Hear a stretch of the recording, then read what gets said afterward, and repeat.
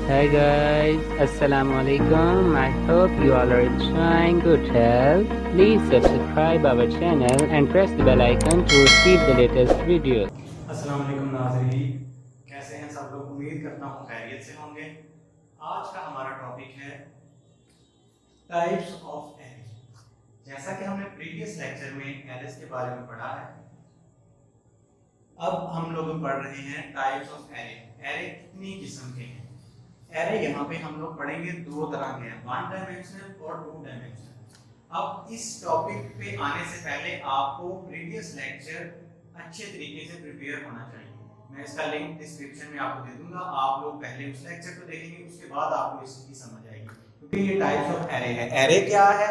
Array जो भी है हम लोगों ने उसकी डिटेल डेफिनेशन और उसके बारे में अच्छे तरीके से हम लोगों ने पढ़ा है लेक्चर में, इसलिए मैं सजेस्ट करूंगा कि पहले आप लोग उस वीडियो को देखें।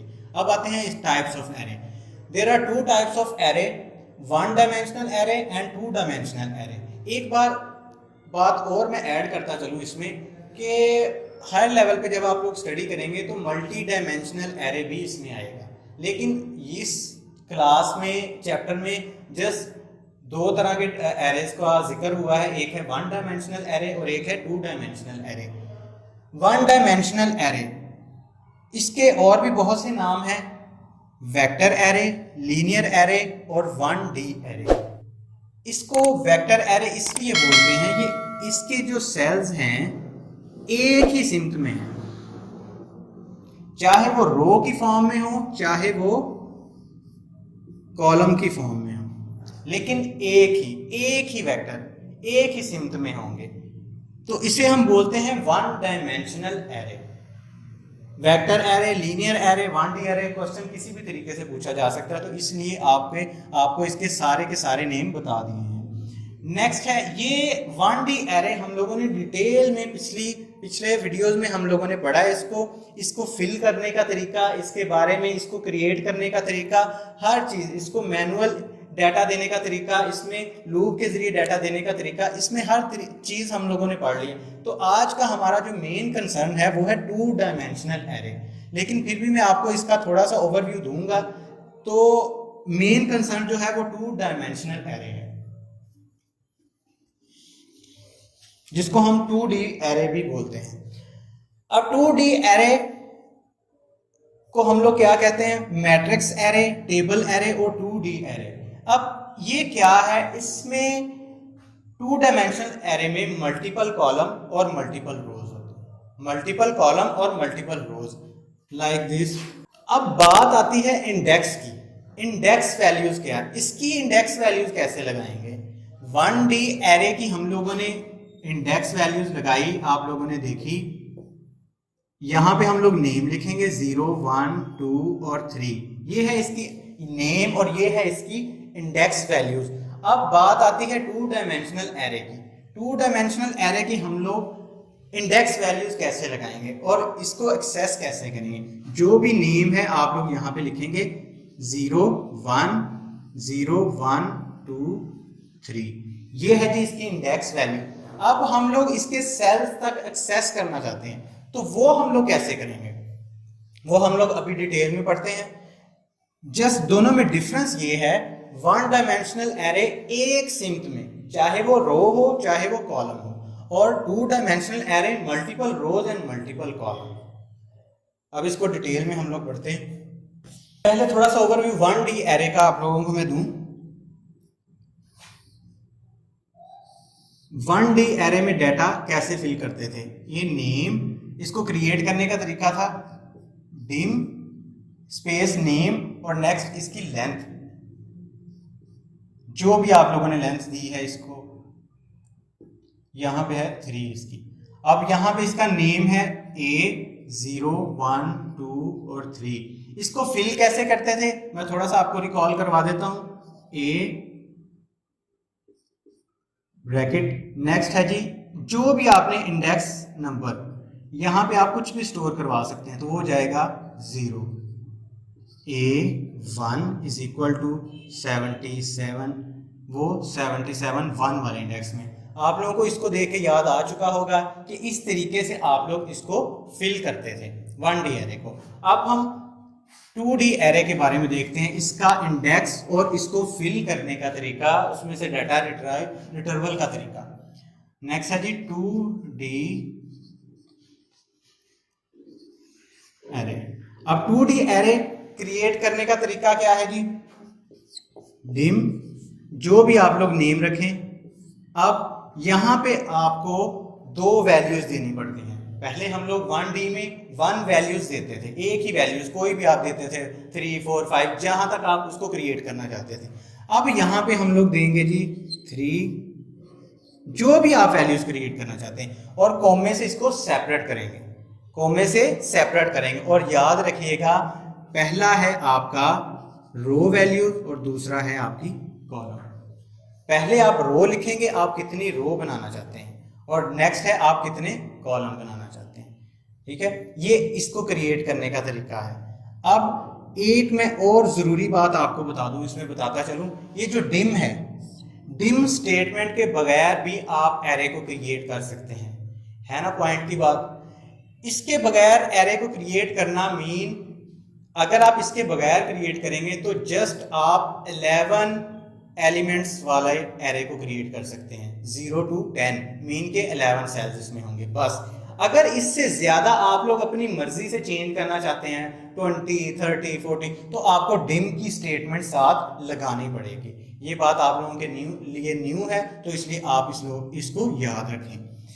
अब ये डिम नेम एरे का, और यहाँ पे ही अब इसको हम लोग क्रिएट करेंगे। तो नाज़रीन, ये है, हम लोगों ने इस एरे को क्रिएट कर लिया। इसके 3 इसकी रोज हैं और 2 इसके कॉलम हैं। अब यहाँ पे हम लोग इसकी वैल्यूज लगाएंगे।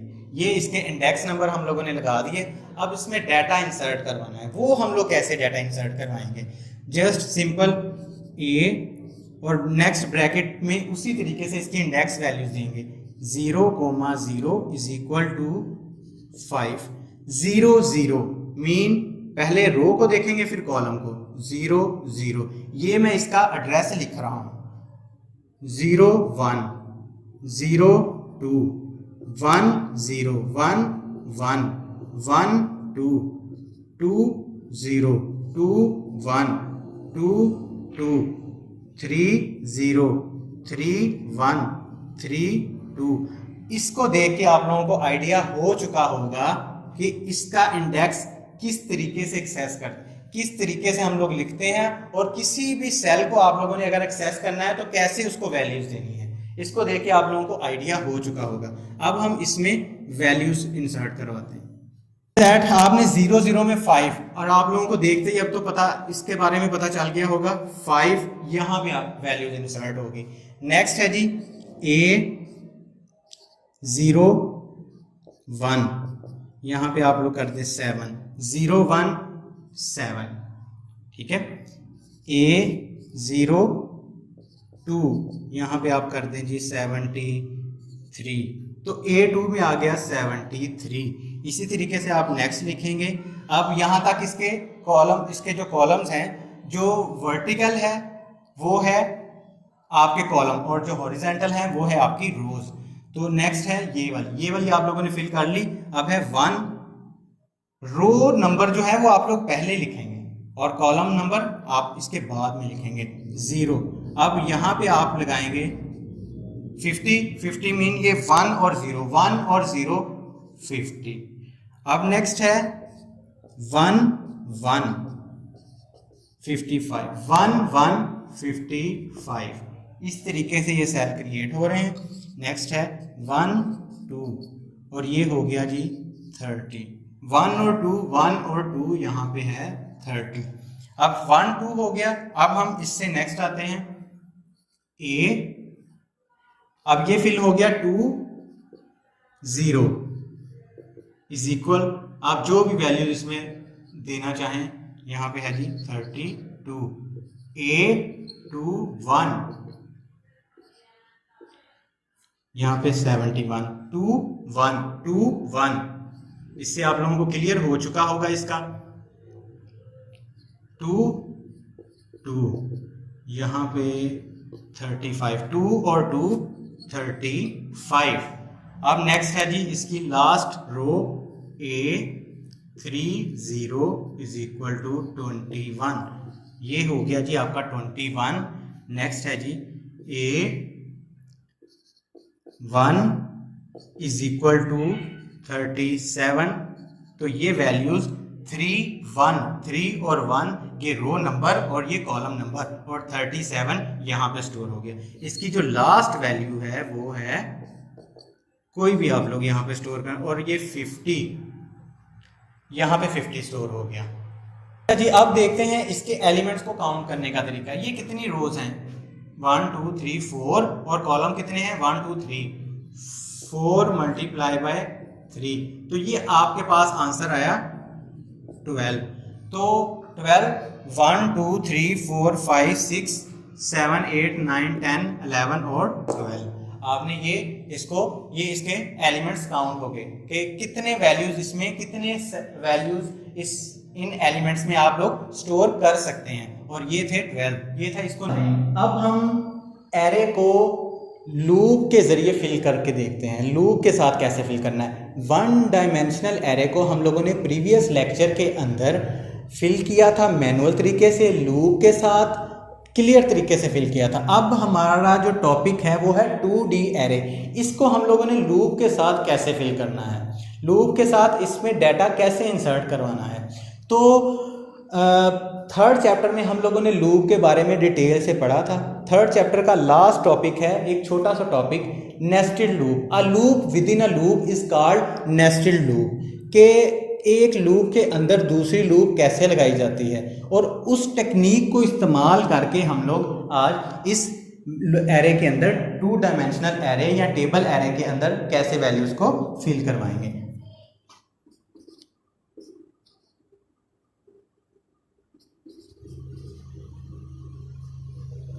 सबसे पहला है जी आपके रो, और फिर आते हैं आपके कॉलम, और लिखेंगे भी आप इसी तरीके से। कोई भी आप वेरिएबल यहाँ पे क्रिएट कर लें, मैं जस्ट आर ही क्रिएट करता हूँ, 0 2, इसका वैल्यू मैक्सिमम वैल्यूज़ है 3, क्योंकि हम लोग मैक्सिमम वैल्यूज़ यहाँ पे लिखते थे, तो यहाँ पे भी हम लोग वही लिखेंगे। अब यहाँ पे यूज़ करेंगे हम लोग नेस्टेड लूप। नेक्स्ट इससे डिफरेंट वेरिएबल क्रिएट करेंगे, लाइक यहाँ पे मैं सी क्रिएट कर लेता हूँ। तो स्टार्ट हम लोग 0 से ही करेंगे, क्योंकि इंडेक्स वैल्यू 0 है, तो हम लोग 0 से ही इसको स्टार्ट करेंगे, और इसकी मैक्सिमम वैल्यूज़ है 2, तो आप इसको 2 लिखेंगे। 30 इंटर वैल्यू, यहाँ पे ये कोमा लगाएंगे, और कोमे के बाद इसका नेम जिसमें ये डाटा पुट हो, ए वेरिएबल का नेम था, और यहाँ पे हम लोग इसका इंडेक्स देंगे। और इंडेक्स क्या देंगे, इंडेक्स आप लूप के जो वेरिएबल आप लोगों ने इस्तेमाल किए हैं और जिस सीक्वेंस से किए हैं, आप उसी सीक्वेंस से इस इंडेक्स की जगह पे आप लोग इसको यूज करेंगे। सबसे पहले था आर कोमा, कोमे के साथ इसकी इंडेक्स वैल्यू को सेपरेट करेंगे, और नेक्स्ट है सी। और यहाँ पे एक जो पॉइंट की बात है वो ये है कि जैसे हम लोग फॉर लूप ये क्रिएट की, फिर उसके बाद ये बनाई, अब हमने इसे एंड भी इस सीक्वेंस से करना है कि पहले सेकंड वाली है तो इनर ने पहले क्लोज होना है, आउटर बाद में है तो वो बाद में क्लोज होगी। नेक्स्ट इनर लूप कौन सी है जी, सी, तो सी का नेक्स्ट जो वेरिएबल आप लोगों ने यहाँ पे क्रिएट किया है उसी का नेम यहाँ पे लिखेंगे। नेक्स्ट है 50, नेक्स्ट है आर, तो आप लोग आर को यहाँ पे क्रिएट करेंगे। ये था जी, ये है आप लोगों की आउटर लूप और ये है आप लोगों की इनर लूप, आउटर और इनर। अब हम देखते हैं ये वैल्यूज कैसे फिल करवाएगा उसमें। आउटर लूप है आपकी 0, तो यहाँ पे 0 है क्योंकि ये रो है, तो 0 अंदर वाली लूप आपकी 0 से 2 तक चलेगी। 0 1 2 ये फिल हो गया। उसके बाद आउटर लूप आपकी एक नेक्स्ट हो जाएगी 1, तो ये 1 आएगा, तो इनर लूप फिर आपकी 0 से 2 तक प्ले होगी, 0 1 2। इसके बाद आप फिर नेक्स्ट करेंगे, तो नेक्स्ट करने के बाद ये फिर 2 पे आएगी 2, और फिर आपकी इनर जो लूप है वो फिर 0 से 2 तक 0 1 2, और ये इसी तरीके से आप लोग वैल्यूज इसमें इंसर्ट करेंगे।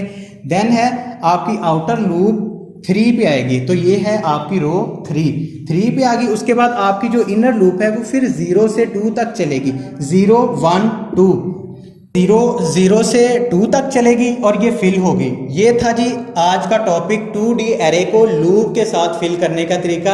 आज हम लोगों ने क्या क्या पढ़ा, एक दफ़ा रिवाइज करते हैं कि एरे 1D एरे और 2D एरे में डिफरेंस और इनको फिल करने का तरीका मैनुअल और लूप के साथ। उम्मीद करता हूँ वीडियो पसंद आई होगी। पसंद आई है तो इसको लाइक करें, शेयर करें और कमेंट करें। किसी भी चीज़ की अगर आपको समझ नहीं आई तो आप लोग कमेंट कर सकते हैं। थैंक यू एंड अल्लाह हाफिज़।